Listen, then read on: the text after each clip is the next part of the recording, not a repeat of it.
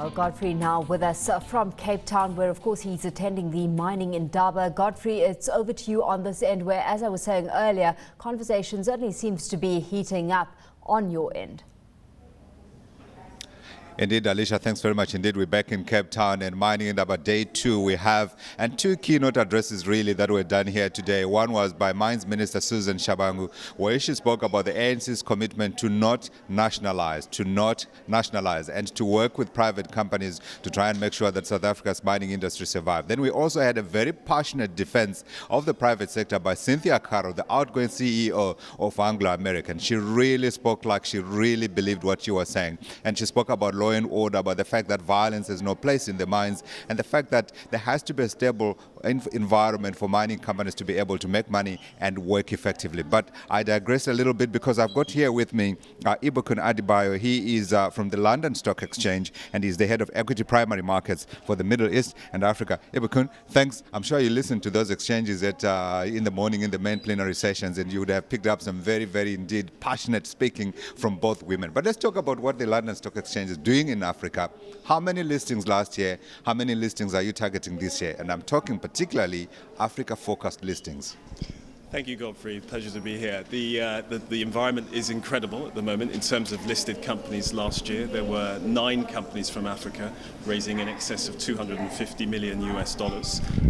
Last year, that figure was, I suppose, very much in line with market conditions, and we expect more for this year.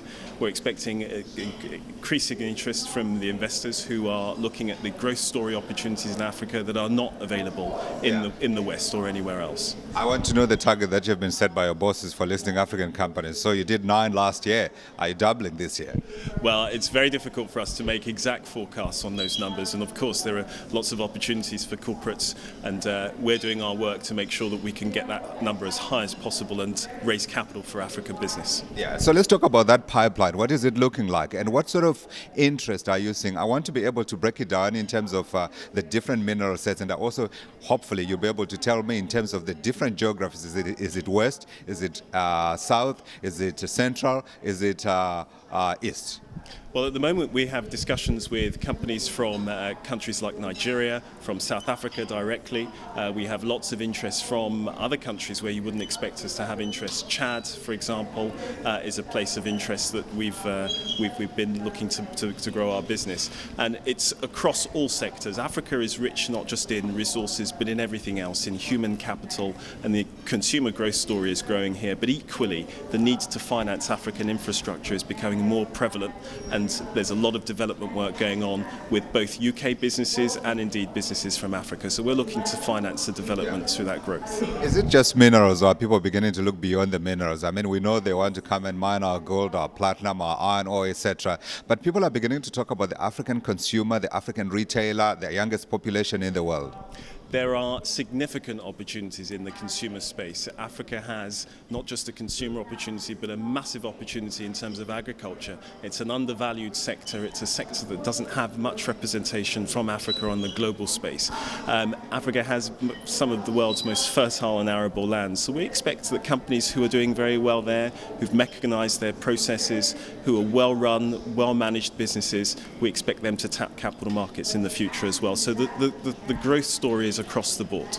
Yeah. Summarize for us, if you can, Ibukun, about the conversations that's taking place within the investment banking community in London and other places about Africa and the perception of it as a risky continent to do business, particularly given the events that we saw happen in South Africa last year.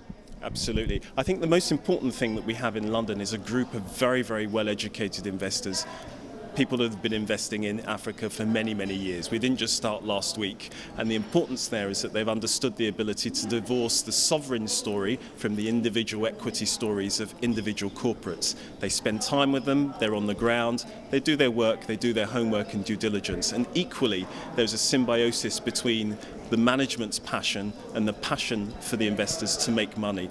And when you meet those two together, then usually what you find are deals being done, and we're hoping that that's going to continue. Is it getting harder to convince people to look at the continent? Is it getting harder to get those companies to come and list on the stock exchange? Well, actually, to be honest with you, it's getting much easier. I think the reality is that there is a significant amount of potential here. If you have a look at just Africa growth from IMF, 5.5% expected in the next 10 years, 4.5% in MENA, 1.8% in advanced economies. It makes our job very, very straightforward, although there are still challenges on the way as well. But I think they're not insurmountable. Yeah. Have you begun seeing Chinese companies coming onto London to try and use London as a springboard to look at the continent? Oh, absolutely. Well, Chinese investment money, Chinese money has become very important now. And in particular, we've had many Chinese businesses that invest in Africa listing on the London Stock Exchange. So it's almost completing that circle there. There were 8 of those last year. So it's a very interesting story in addition to the African growth story itself. Absolutely exciting time to be trying to raise capital in London for African-focused companies. Ibukun Adebayo, Head of Equity at Primary Markets at the London Stock Exchange. Thank you for your time.